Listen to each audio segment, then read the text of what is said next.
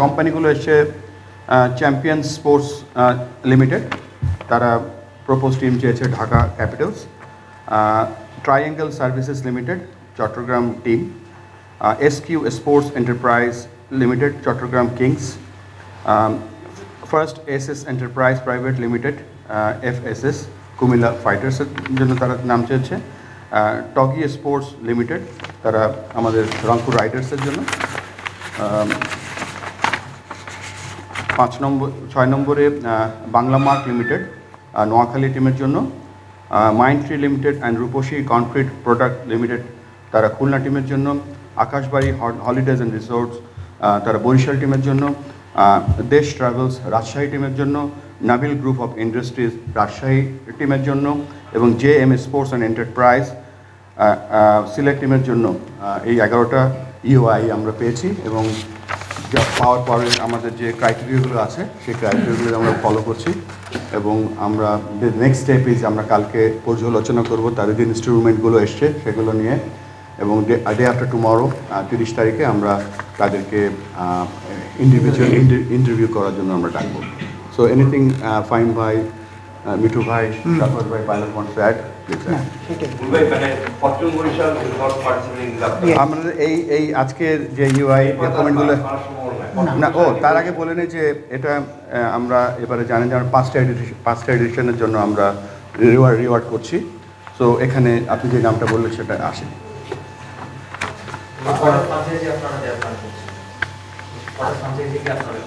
আমাদের মিনিমাম 5টা, এখন depends on the financial instrument and আমাদের যে খেলার যে উইন্ডোটা আছে এটার উপর বিবেচনা করে দেওয়া হবে। বেসিক্যালি আমরা সবসময় বলেছি যে সাকত ভাই যেটা বলেছে যে আমরা পুশ করব না, যে জোর করে কাউকে নিব না, তারা যদি কোয়ালিফাই করে ফাইন্যান্সিয়ালি, হ্যাঁ সেটাতেই নিব। নট অনলি ফাইন্যান্সিয়ালি, আমাদের যে এলিজিবিলিটি ক্রাইটেরিয়াগুলো আছে সেই ক্রাইটেরিয়াগুলো সিরিয়াস স্ট্রিক্টলি আমরা ফলো করছি। এর জন্য যারা ফিনান্স দেখে, যারা আমাদের ফিনান্স থেকে দেখে যে এত টাকা আছে, আমি তো বলতে হবে না যে আমার কত টাকা আছে, এজেন্সিরা জানা যাবে ওদেরও। জি, আমি একটু আপনাদেরকে বলি, আমাদের কয়েকটা ক্রাইটেরিয়া আছে। একটা ক্রাইটেরিয়া হলো যে 2 কোটি টাকা ইউআই যে পেপারস এসেছে সেখানে জমা দেওয়া। তো সেই ক্ষেত্রে সবাই দিয়েছেন এবং আমরা এটা ব্যাংকে কালকে থেকে পাঠানো আরম্ভ করব।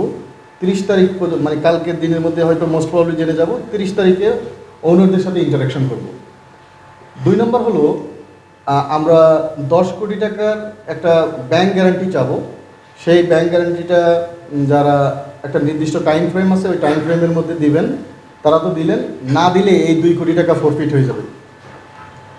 নাম্বার 3 হলো ফাইন্যান্সিয়ালি সে সলভেন্ট কিনা, এটা কিন্তু আমাদের কাছে ডকুমেন্ট আছে এখন, কারণ সে ব্যাংকের তার 6 মান্থসের ট্রানজ্যাকশন থেকে আরম্ভ করে তার কত ব্যাংকে এখন আছে সেটা আমাদের কাছে আছে। এইটা কারেক্ট আর ইনকারেক্ট এটার জন্য আমরা ব্যাংকে আবার আমাদের অডিটররা এবং ফাইন্যান্স টিম রিচেক করবে। আরেকটা হলো, যেহেতু ক্রিকেট ইন্টিগ্রিটি একটা ইম্পর্ট্যান্ট ইস্যু যেটা নিয়ে আমরা কথা বলছি, সেই ক্ষেত্রে ইন্টিগ্রিটিটা ঠিক আছে কিনা সেটাও আমরা খবর নেব এবং লিগ্যাল ফ্রেমওয়ার্কে ল অফ দ্য ল্যান্ডের ইম্পর্ট্যান্ট কোন আসপেক্ট খেলার সাথে ইনভলভ সেটাও আমরা খেয়াল করব। এবং আপনাদেরকে একটা কথা বলি, আমরা আমাদের বিটার এক্সপিরিয়েন্স আছে এই মনিটারি সাবজেক্টটা নিয়ে। তো সেই জন্য আমরা to protect the image of our board, also to protect the image of the country, এবং খেলোয়াড়দের যে টাকাটা বা যারা যারা স্টেক হোল্ডার আছে সেগুলোকে প্রোটেক্ট করার জন্য আমাদের এই initiatives. This is first time ইউআইয়ের সাথে আমরা ফ্রান্সাইজি ফি নিয়ে নিয়েছি। আরেকটা কথা হলো যে অনেকে অনেক নামে টিম চেয়েছেন, যেমন আপনি বললেন ফরচুন বরিশাল, এখানে উনি আরেক নামে চেয়েছেন। এই নামগুলি বোর্ড ঠিক করে দিবে এবং বোর্ড এটাকে আমরা ট্রেডমার্ক করে নিব। এই নাম আর কেউ চাইলেই চেঞ্জ করতে পারবে না। উনি যখন টিমটা নেবেন এই নামেই নিতে হবে, মানে franchise will not be eligible to change the name. যেমন ধরেন আপনি যে কোনো একটা ইন্টারন্যাশনাল ব্র্যান্ডের কথা বলেন, আপনি ফ্র্যাঞ্চাইজি নেবেন, আপনি ওই ব্র্যান্ডটা চালাবেন, not you can change the name. তো সেই রকম কিছু প্রভিশন রেখে আমরা রাইগোরাসলি এটা চালাচ্ছি। আর আইএনজি যেহেতু আমাদের সাথে আসছে, পরবর্তী সব আপনাদেরকে জানাবো। এটা আমরা সিদ্ধান্ত মানে সবগুলোই সিদ্ধান্ত নেব এবং with the interaction of the owners, আমরা তাদের সাথে বসে এটা কিন্তু এরকম না যে আমরা will take a one sided decision, will talk and interact with them. এটা উইন উইন ব্র্যান্ড করার জন্য। কারণ হলো কি, যেমন ধরেন একদিন আপনার হলো ঢাকা ক্যাপিটাল, আরেকদিন ঢাকা রাইডার্স, আরেকদিন আরেক রকম, এরকম যদি না হয়।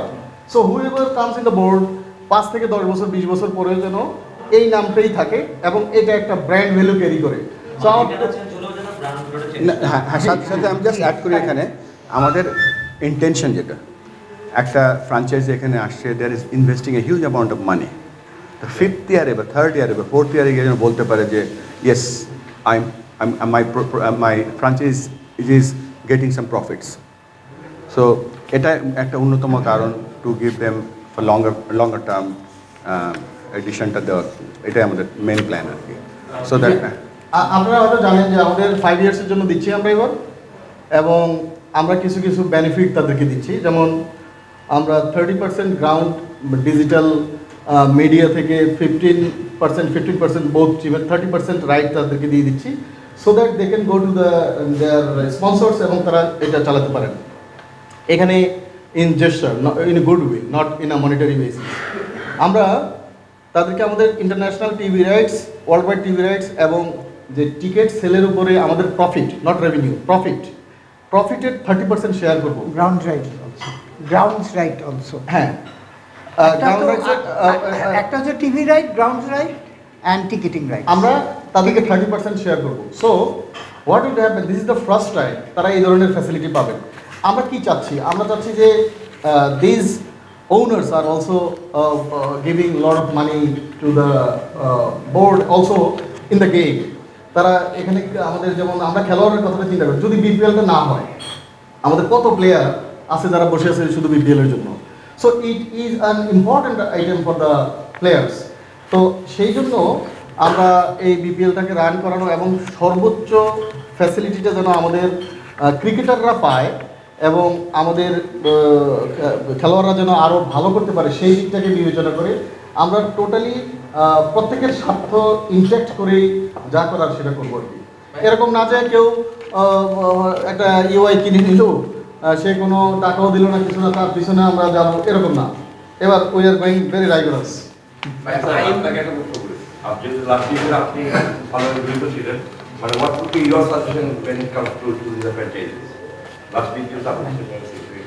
I think কিছু কিছু অলরেডি বলা হয়েছে যে আমার মনে হয় সবচেয়ে প্রথম যে ব্যাপারটা থাকবে সেটা ইন্টিগ্রিটির ব্যাপার থাকবে। একটা বিষয় যেটা আলোচিত হয়নি সেটা হচ্ছে যারা ফ্র্যাঞ্চাইজি দিবে তাদের ক্রিকেটিং থিঙ্কিংটা কেমন, তারা ক্রিকেট নিয়ে কী চিন্তা ভাবনা করে, আমরা ইন্টারভিউয়ের মধ্যে দিয়ে সেটা বোঝার চেষ্টা করব। এবং পাশাপাশি গতবার যেটা আমরা দারুণভাবে সাফার করেছি, ফিনান্সিয়ালি আমরা যেন ক্রাইসিসের মধ্যে পড়তে না হয় আমাদেরকে। সো ফ্র্যাঞ্চাইজি ফির কথা যদি বলি বা ব্যাংক গ্যারান্টির কথা যদি বলি, এগুলো দিয়ে আমরা উইল মেক শিওর যে আমাদের পেমেন্ট ইস্যুগুলো যে যা আছে, বিশেষ করে প্লেয়ার্স পেমেন্ট ইস্যু, সেখানে যেন আমাদের আটকে থাকতে না হয়। সো এগুলো যদি করা হয় এবং এগুলির অ্যাসিওরেন্স দিয়ে যারা এখানে আসবে আমরা ধরে নিতে পারি তারা সলভেন্ট এবং তারা they have love for the game এবং তারা ইন্টিগ্রিটির ব্যাপারে যথেষ্ট সচেতন থাকবেন। এবং পাশাপাশি ইউ অল নো যে ইন্টিগ্রিটি ইস্যুতে আমরা কিন্তু এবার অনেকগুলো স্টেপ নিচ্ছি, শুধু $0 অনেকগুলো স্টেপ নিচ্ছি। আমরা আইসিসিকে ইনভলভ করছি, আমাদের নিজস্ব ইন্টিগ্রিটি ইউনিট যারা ছিলেন ওখানে পরিবর্তন আনছি। উইল মেক শিওর যে এখানে যেন অবাধ যা আমরা দেখেছি অতীতে তেমন যেন হওয়ার সুযোগ না থাকে। এবং যেহেতু আমরা গত বছরের অভিজ্ঞতাটা আমাদের আছে, will definitely try to make sure এটা যেন যত কমানো যায়, এটা নিয়ে যেন কেউ আগের মতো এভাবে ভাবতে না পারে যে আমি যা খুশি তাই করতে পারবো, এমন যদি ভাবনার কোনো সুযোগ না থাকে। আর আমি এক্সপেক্টিং, ব্যক্তিগত I am very excited, I am expecting যে এই জায়গাটায় আমরা বিশাল একটা পরিবর্তন দেখতে পাবো এবং এবারের বিপিএলটা বোধহয় ইন রিলেশন টু প্রিভিয়াস বিপিএলস অনেক স্বচ্ছ হবে, অনেক বেটার কোয়ালিটি হবে ইনশাআল্লাহ। আইএমজির সাথে চুক্তি সম্পূর্ণ হয়েছে কিনা বা কত বছরের জন্য আইএমজি আসছে? এটা ব্যাপারটা হচ্ছে আপনারা জানেন যে আমরা আইএমজির সাথে আমাদের প্রিভিয়াস বোর্ড মারবানান সাহেব অনেক দূর এগিয়ে নিয়ে গিয়েছিলেন কিন্তু এইগুলি এখন যেটা হচ্ছে এটা শর্ট টার্মের জন্য, এটা 3 বছর তো হচ্ছে, সাথে একটা আমরা এই 2 মাসের জন্য আমরা স্পেশাল আলাদা একটা এগ্রিমেন্ট করছি, যেটা অ্যাকচুয়ালি এই নেক্সট 1 সপ্তাহের মধ্যে আপনারা দেখবেন সই হয়ে গেছে। আর দের বি অন মানে এই বিপিএল থেকে যুক্ত। জি জি জি জি জি থ্যাংক আর ইউ। একটা লাস্ট হলো আপনাদের ড্রাফটের হ্যাঁ আজকে 10 টাকার কথা আপনি বিসিবিতে বলেছিলেন, পরবর্তীতে একটা দল যুক্ত হয়েছে, ওই প্রতিষ্ঠানটা যারা আগ্রহ প্রকাশ করেছে এবং সেটা ডেডলাইন ক্রসিং এর পরে সেই জমাটা হয়েছে কিনা বা কি মানে প্রসিডিউরটা কি ছিল? না না, Working hours ছিল তো, ব্যাপারটা হ্যাঁ। হচ্ছে যে আমাদের একটা জিনিস লেখা আছে, দেখবেন যে আমাদের হ্যাঁ হ্যাঁ কর্মদিবসের মধ্যে, ঠিক আপনারা কারেক্ট ছিলেন যে আমরা 5টা পর্যন্ত করি, তারপরে আমরা এটা 7টা পর্যন্ত বাড়ানো হয়েছিল। 7টার মধ্যে 10টা টিম দিয়ে দিয়েছিল। একটা টিম টেলিফোন করে বলেছে যে আমরা ট্রাফিকে আটকে গেছি, সেই জন্যে আমরা এটা 7:30টার দিকে আরেকজন দিয়েছে। তো কমিটি হ্যাজ অ্যাকসেপ্টেড ইট, কারণ আমরা চাই ম্যাক্সিমাম টিম যাতে পার্টিসিপেট করে। আর লজিক্যালি এটা আমাদের 4 নম্বর মিটিং আছে। তা আমাদের কর্মদিবস কিন্তু এখন 11:30 রাত বেজে গেছে। সেই প্রতিষ্ঠানের নামটা বলে যাবে 11তম প্রতিষ্ঠান হিসেবে কারা আগ্রহ প্রকাশ করেছে? 11তম প্রতিষ্ঠানের নামটা শেষে কারা আগ্রহ প্রকাশ করেছে? না এটা কি বলে? দিয়ে দেন। হ্যাঁ, এটা হচ্ছে JM sports and entertainment Sylhet টিমের জন্য। একটা প্রশ্ন সেটা হচ্ছে কয়েকটা দল, একাধিক দল যাদের আসলে বিসিবি পরিচালক পদেও তারা আছেন, এখানে কনফ্লিক্ট অফ ইন্টারেস্ট থাকবে কিনা বিপিএল এ? Of course. এর আগে কখনো আমরা দেখিনি যে বিসিবি পরিচালকরা দল পরিচালনার সাথে না না না ঢাকা এই ডায়নামিক্স, হ্যাঁ ঢাকা ডায়নামিক্স। ক্ষেত্রে আমি একটু বলি, হ্যাঁ, বলো। এবার আমাদের পরিচালক মহোদয় যারা আছেন প্রত্যেকের কাছ থেকে ইন্ডেমনিটি নেওয়া হবে, এবং টু সে দ্য ট্রুথ যে আমি ওই সেলফ ডিক্লারেশন সেলফ ডিক্লারেশন থাকবে কে কোন দলের সাথে যুক্ত, ডিরেক্টলি অর ইনডিরেক্টলি। সেটা যদি আমাদের গভর্নিং কাউন্সিলের কেউ থাকে, he have to resign from this, he has to resign from the governing council, number 1। Number 2 হলো, এটা কোনো ধরাবাধা হার্ড অ্যান্ড ফাস্ট রুল নাই যে বিপিএল এ কেউ বোর্ড ডাইরেক্টর হলে চালাতে পারবে না, সে ডিক্লেয়ার করতে হবে এটা। সো এটা হলো আপনাদের কাছে message. We will protect that. না না, জিনিসটা হচ্ছে আপনি বোঝেন, যেটা আপনি যদি আইপিএলও দেখেন, আপনি জানতেন যে আইপিএল এর একটা টিম ওদের প্রেসিডেন্ট কোন করতো। বেসিক্যালি সেলফ ডিক্লারেশন মানে আমি আপনাদের ডিক্লেয়ার করলাম যে আমি এই টিমের সাথে ইয়েতে, সুতরাং উনি যদি ইনভলভ হয় তাহলে গভর্নিং বডির আমরা কেউ কোনো টিমের সাথে ইনভলভ থাকতে পারবো না। প্লাস তাকে মিটিং এ ইনভাইট করা হবে না। হ্যাঁ, আরেকটা জিনিস খেয়াল করেন, আমাদের বোর্ডে তো 25 জন, তো এখানে কিন্তু সবাই নেই গভর্নিং কাউন্সিল। তো আমাদের মেইন কনসেন্ট্রেশন হলো গভর্নিং কাউন্সিল, কারণ সব discussion ins and outs governing council জানে, বা আমাদের অ্যাসোসিয়েটেড যে টিমটা আছে, তো এদের কাছ থেকে সবার আগে লিখিত নেওয়া হয়ে গেছে। বাকি বোর্ড মেম্বারদেরকেও আমরা ইন্ডেমনিটি ফর্মে সাইন দেবো যে তার ডিরেক্টলি আর ইনডিরেক্টলি কোনো ইনভলভমেন্ট আছে। থ্যাংক ইউ, কনফ্লিক্ট হবে না। Thank you. রাত হয়ে গেছে, আপনাদের বাসায় যাওয়া উচিত। Thank you so much.